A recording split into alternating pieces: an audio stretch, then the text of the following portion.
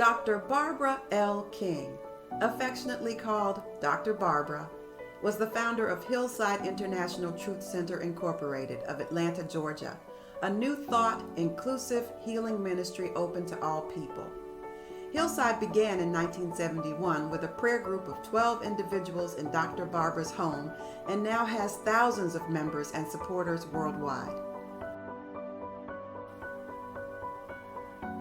She began following her dream of becoming a minister as the program administrator at Christ Universal Temple, Chicago, under her spiritual mentor, Reverend Dr. Johnnie Colemon. She was a professionally trained social work administrator, has served as Dean of Community Relations at Malcolm X College in Chicago, and was a college instructor as well as Dean of Students at Spelman College in Atlanta. Dr. Barbara was the first non-psychiatrist director of the Emory Mental Health Center, which was headquartered in the Southside Comprehensive Health Center in Atlanta. In 2001, Dr. Barbara received the highest honor bestowed upon a woman in Africa. Through elaborate ceremonies, rituals, and prayers, she became the first female to be installed as a chief at Asin Nsuta, Ghana, West Africa. Her stool name is Nana Yaa Tunmaa, the first. Nana means chief, Yaa means Thursday's child, a child with special spiritual power, special energy, and special courage. Tunmaa is related to the name of Yaa Asantewaa, a national hero to the Ashanti people of Ghana.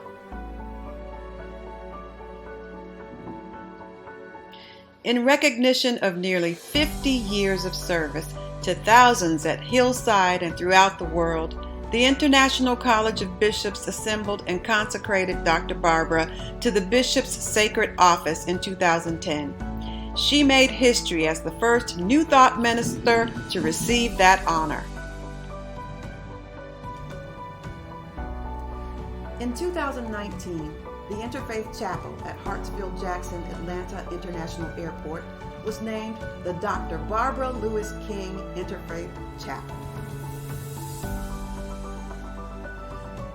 Within the New Thought community, she was awarded the three highest honors: the International New Thought Alliance Life Achievement Award, the Ernest Holmes Religious Science Award, and Unity's The Light of God Expressing Award. When asked how she would like to be remembered, Dr. Barbara said, "For my personal commitment to touch someone's life and help them to see their very special talent to be given to the world as only they can do." Dr. King loved butterflies. Like the butterfly, she believed that all of us were continually evolving. Her legacy is one of truth-telling, truth-teaching, truth-preaching, and truth-living. In 2020, at the age of 90, the influential King died at her home. Dr. Barbara authored 10 books and monographs, including the widely acclaimed Transform Your Life. She is also a major contributor to A New Thought for a New Millennium and Wake Up, Live the Life You Love in Spirit.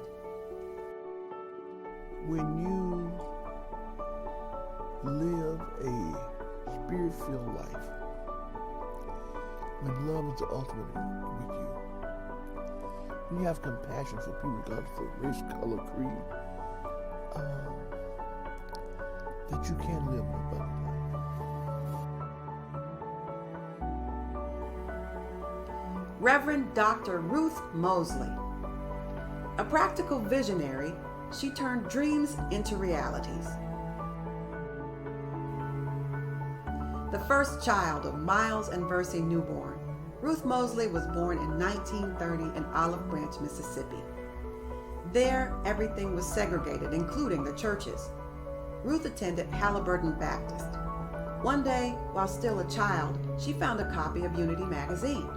It spoke of God as love, leaving Mosley to ponder whether there were actually two gods, one that was discriminating, jealous, vengeful, and the other that was pure love with no consideration for one's skin color or economic status.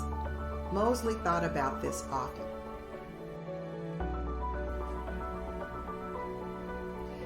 Mosley had 2 sons in her early teens and had to leave school. In search of a better life, she left them with her parents and moved to Memphis to work for a wealthy white family. On Sundays, she attended a church where the bishop's messages were much like what she had read in the Unity pamphlet. It was this preacher who encouraged Mosley to move to Detroit for better opportunities. Being so far from her family was hard, but she found work and began attending Detroit Unity Temple. She met and married William Mosley. He adopted her sons and the 2 had a daughter.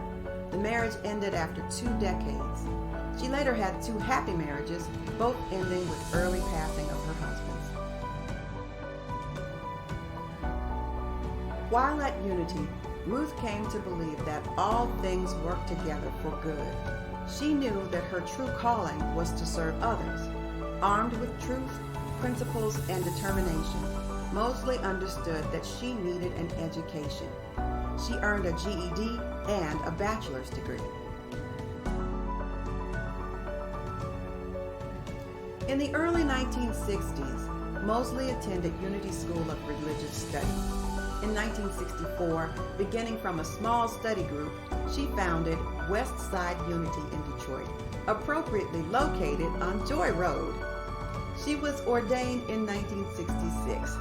She gave radio talks and established an after-school program.